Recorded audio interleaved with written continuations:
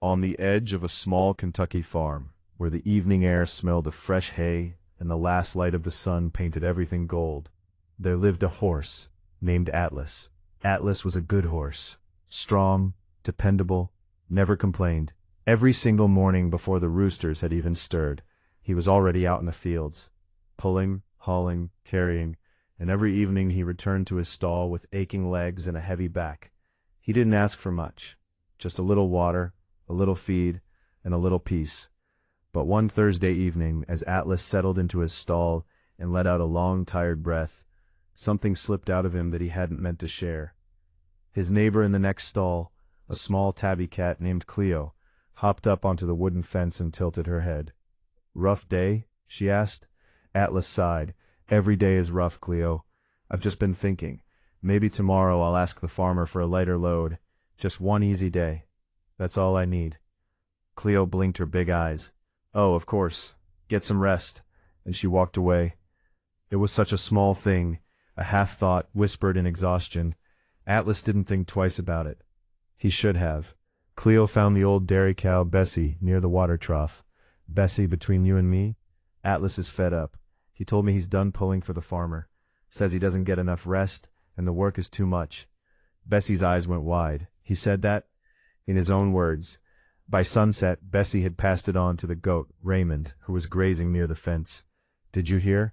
Atlas is planning to leave. He says the farmer works him half to death and doesn't even appreciate him." Raymond nearly choked on his grass.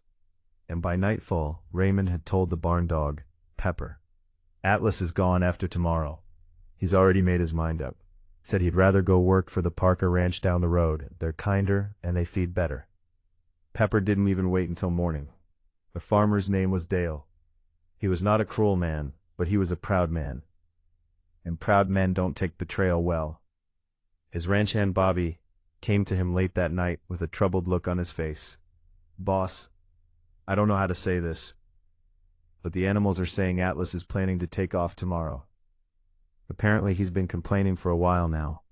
Says you work him too hard, don't feed him right, and he's got a deal with the Parker farm lined up."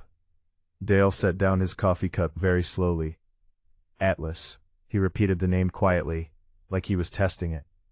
"I've given that horse 6 years of my life," he said. "Fed him, cared for him, kept him healthy." He didn't ask Atlas. He didn't walk to the stall. He didn't pause. That night, Dale made a decision in anger that he could never take back. By morning, Atlas was gone. Not to another farm, not to a better life. Just gone. Atlas had never planned to leave. He had never spoken a word of betrayal. He had never complained about the farmer. He had simply whispered, in one tired moment, that he hoped tomorrow might be a little lighter. That was it. One sentence. One honest, human moment of exhaustion. And it had traveled through 6 mouths, growing darker and more dangerous with every retelling, until it became something unrecognizable, and cost him everything.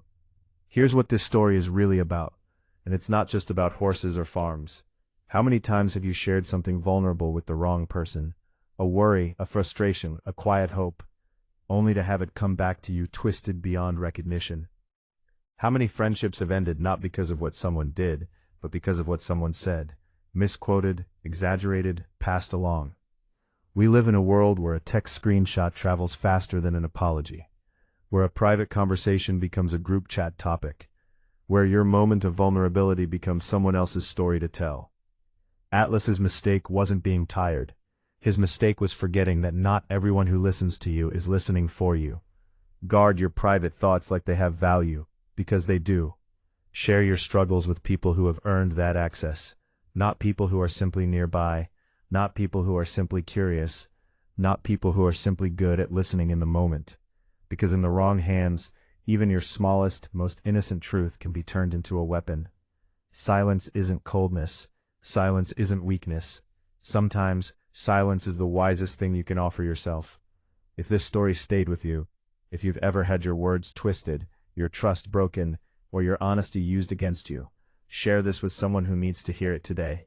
And remember, not every ear deserves your story.